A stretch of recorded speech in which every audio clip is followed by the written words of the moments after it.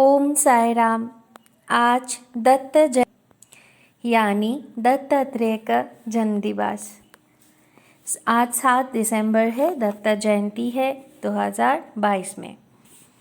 प्रत्येक वर्ष मार्गशीर्ष पूर्णिमा के दिन दत्त जयंती उत्सव न केवल महाराष्ट्र में, महाराष्ट्र के बाहर भी मनाया जाता है। इस त्योहार से पहले 7 दिन तक गुरु चरित्र का पाठ करने की प्रथा है। इसे गुरु चरित्र सप्ताह भी कहा जा सकता है। पुराण के अनुसार कैसे हुआ दत्तात्रेय का जन्म, वो अब मैं आप लोगों के साथ साझा करूंगी।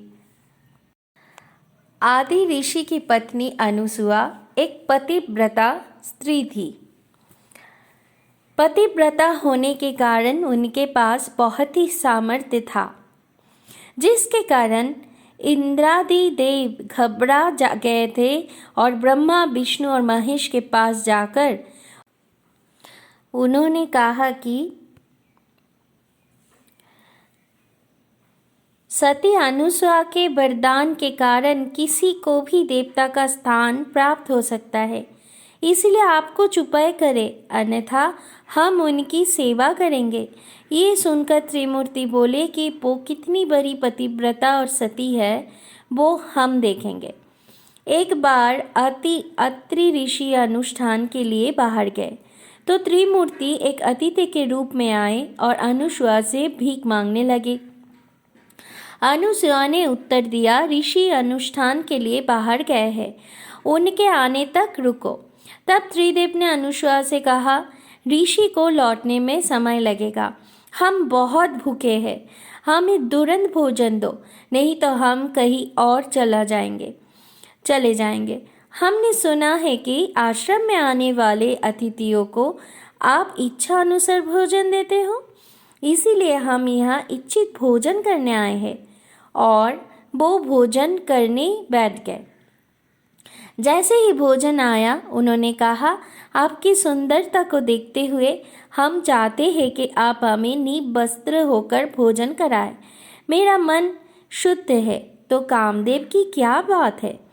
ऐसे विचार करके उसने अतिथियों से कहा, मैं निवस्त्र होकर आपको भोजन कराऊंगी, आप आनंद से खाना। फिर वो रसोई में गए और अपनी पति का चिंतन करके प्रार्थना करके सोचा, मेहमान मेरे बच्चे हैं और नग्न होकर भोजन परोसने आई। उन्होंने मेहमानों के स्थान पर 3 बच्चों को रोता हुआ देखा। वो उन्हें एक और ले गए और स्तनपान कराया तथा बच्चों ने रोना बंद कर दिया।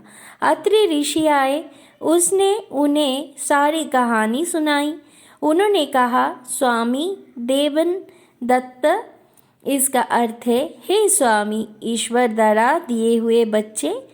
इसीलिए अत्रि जी ने बच्चों का दत्त ऐसे नामकरण किया। बच्चे पालने में रहे और ब्रह्मा, विष्णु और महेश उनके सामने खड़े हो गए और प्रसन्न होकर वर मांगने के लिए कहा। अत्रि और अनुसुआ ने बच्चे हमारे घर में रहना चाहिए, ये वर मांगा। बाद में ब्रह्मा से चंद्रमा, विष्णु से दत्त और शंकर से दुर्वासा हुए। तीनों में से चंद्र और दुर्वासा तपस्या के लिए जाने की अनुमति लेकर क्रमशः चंद्रलोक की ओर तीर्थक्षेत्र गए। तीसरे दत्त विष्णु कारण के लिए पृथ्वी पर ही रहे।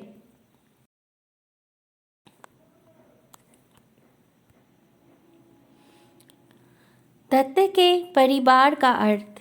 दत्त के पीछे गाय अर्थात पृथ्वी और 4 कुंते, 4 वेद है।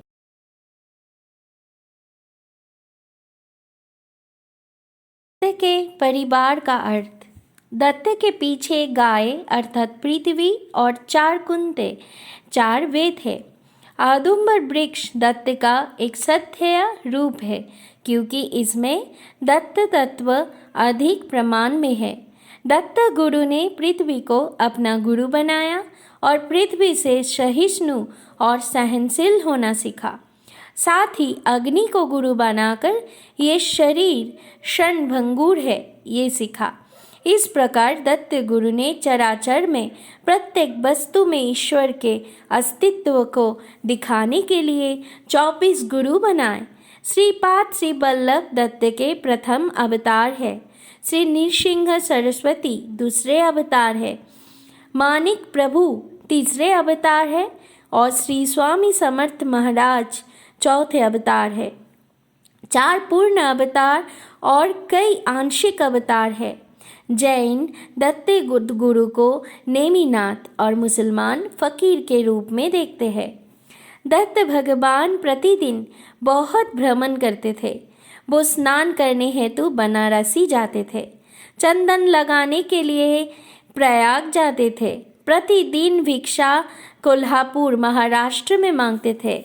दोपहर को भोजन पंचलेश्वर महाराष्ट्र के बीड जिले के गोदावरी के पात्र में लेते थे। पान ग्रहण करने के लिए महाराष्ट्र के मराठवाड़ा जिले के राक्षस भुवन जाते थे तथा जबकि प्रवचन और कीर्तन बिहार के नेमीश्वरन में सुनने जाते थे। निद्रा करने के लिए महुरगढ़ और योग गिरनार में करने जाते थे। दत्त पूजा के लिए सगुन मूर्ति की अपेक्षा पादुका और औदंब वृक्ष की पूजा करते हैं। पूर्व काल में मूर्ति अधिकतर एक मुखी होती थी, परंतु आजकल त्रिमुखी मूर्ति अधिक प्रचलित है। दत्त गुरुदेव है। दत्तात्रेय को सर्वोच्च गुरु माना जाता है। उन्हें गुरु के रूप में पूजा जाता है। श्री गुरुदेव दत्त, श्री गुरु दत्त, इस प्रकार उनका जय घोष किया जाता है। दिगंबर दिगंबर श्रीपाद वल्लभ दिगंबर ये नाम धून है। दत्तात्रेय के कंधे पर एक झोली है। इसका अर्थ इस प्रकार है, झोली मधुमक्खी का प्रतीक है। जैसे मधुमक्खियाँ एक जगह से दूसरी जगह जाकर शहद इकट्ठा करती है, वैसे ही दत्त घर घर जाकर भिक्षा मांगकर झोली में इकट्ठा करते थे। घर घर जाकर भिक्षा मांगने से अहंकार शीघ्र कम हो जाता है तथा झोली भी अहंकार के विनाश का प्रतीक है। ओम साई राम।